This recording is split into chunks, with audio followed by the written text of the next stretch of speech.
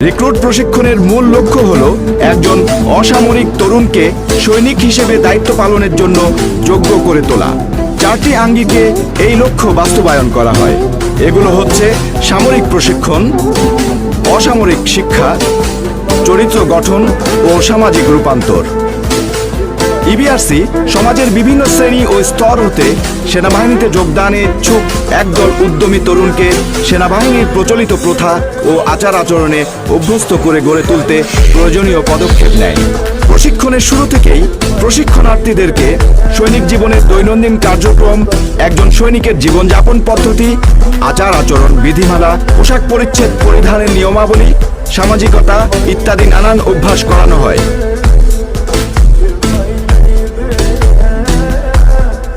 প্রশিক্ষণ চলাকালীন একজন রিক্রুটকে পিটি বা শরীরচর্চা, ড্রিল,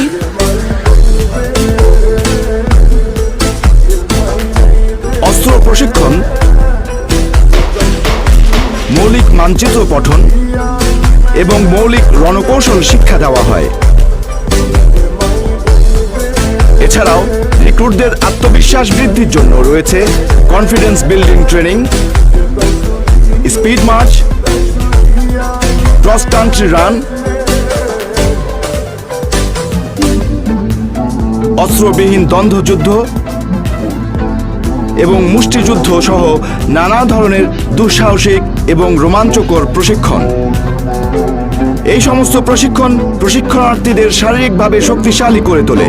নিয়মিত কঠোর প্রশিক্ষণে তারা হয়ে ওঠে দক্ষ ও আদর্শ সৈনিক। জাতীয় ও সেনাবাহিনী পর্যায়ে বিভিন্ন খেলাধুলায় ইস্ট বেঙ্গল রেজিমেন্টের রয়েছে অনন্য সাধারণ অর্জন। অতীতে এবং বর্তমানে বিভিন্ন খেলায় জাতীয় দলের হয়ে সুনাম কুড়িয়েছেন এই রেজিমেন্টের বহু সদস্য। এই কথা বিবেচনায় রেখে ইবিআরসি নতুন খেলোয়াড় তৈরির লক্ষ্যে সুদক্ষ প্রশিক্ষকগণের অধীনে ফুটবল, ভলিবল, বাস্কেটবল, রাগবি, মুষ্টিযুদ্ধ ও সাঁতার এর নিয়মিত প্রশিক্ষণ প্রদান করে থাকে। রিক্রুটদের খেলাধুলার মানোন্নয়নের জন্য এই সেন্টারে রয়েছে সর্বাধুনিক সুযোগ সুবিধা। শরীর গঠনের জন্য রয়েছে অত্যাধুনিক জিমনেশিয়াম।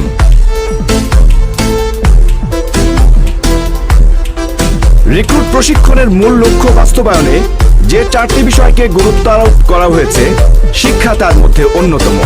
সাধারণত একজন রিক্রুট মাধ্যমিক পরীক্ষায় উত্তীর্ণ হয়ে প্রশিক্ষণে যোগদান করে। এই সেন্টারে তাদের উচ্চ মাধ্যমিক পর্যায়ে বিনামূল্যে লেখাপড়ার সুযোগ দেওয়া হয়।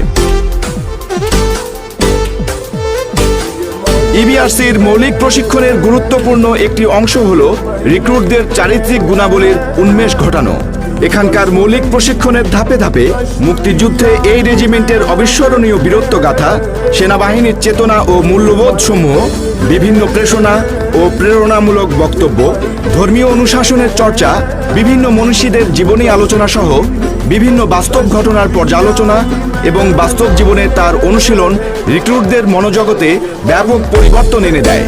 তারা চারিত্রিকভাবে হয়ে ওঠে সৎ, অনুগত, নিষ্ঠাবান ও সুদৃঢ়, হয়ে ওঠে অনন্য দেশপ্রেমে উদ্বুদ্ধ চৌকস সৈনিক।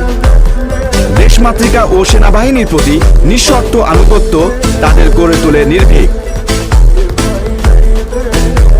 মৌলিক প্রশিক্ষণের পাশাপাশি হ্যাশ রান ও ট্রিক ড্রিলের প্রচলন প্রশিক্ষণে বৈচিত্র্য এনে দিয়েছে। ঐতিহ্যবাহী ব্রতচারীর নৃত্য ও বিভিন্ন ধরনের প্রতিযোগিতার আয়োজন প্রশিক্ষণার্থীদেরকে তার সুপ্ত প্রতিভা বিকাশে সহায়তা করে। বর্তমানে ইবিআরসিতে রিক্রুট প্রশিক্ষণে যুগান্তকারী পরিবর্তন আনা হয়েছে। 2014 সাল থেকে পূর্বে প্রচলিত 6 মাসের মৌলিক প্রশিক্ষণের পরিবর্তে 1 বছর মেয়াদী মৌলিক প্রশিক্ষণের পরিকল্পনা গ্রহণ করা হয়। সদ্য যোগদান করা অসামরিক তরুণদের নিয়মিত কঠোর প্রশিক্ষণে আরও দক্ষ ও নিখুঁত সৈনিক গড়ে তুলতে ইবিআরসির প্রশিক্ষণের প্রতিনিয়ত আধুনিকায়ন করা হচ্ছে। একজন অসামরিক তরুণ ইবিআরসির 1 বছরের মৌলিক প্রশিক্ষণ শেষে সেনাবাহিনীর পদাতিক ইউনিটে দায়িত্ব পালন করার মৌলিক যোগ্যতা অর্জনে সক্ষম হয়। উঁচু মানের পদাতিক বাহিনী ব্যতীত কোনো সেনাবাহিনী উঁচু মান অর্জন করতে পারে না। শত বছরের পুরনো এই বাণীটি এই আধুনিক যুগেও একইভাবে প্রযোজ্য। আধুনিক রণপদ্ধতি বা কৌশল প্রতিদিনই পরিবর্তন হচ্ছে। এই সেন্টার সফলতার সাথে ভবিষ্যতের যুদ্ধক্ষেত্রের এই প্রয়োজনীয়তা অনুসারে আধুনিক পদাতিক সৈনিক তৈরিতে অবদান রেখে চলেছে। সেনাবাহিনী তথা দেশের যে কোনো প্রয়োজন মেটাতে ইবিআরসি প্রস্তুত। ইস্ট বেঙ্গল রেজিমেন্ট তার সদস্যদের অবিস্মরণীয় সাহস, গরিমা এবং আত্মত্যাগের মাধ্যমে সমরে ও শান্তিতে সর্বদাই জাতির সবচেয়ে গুরুত্বপূর্ণ সম্পদ হিসেবে পরিগণিত হয়েছে।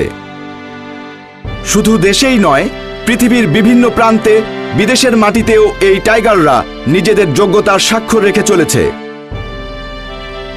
আর এই টাইগারদের সূতিকাগার হিসেবে ইবিআরসি সর্বদাই অনন্য গর্বে গর্বিত।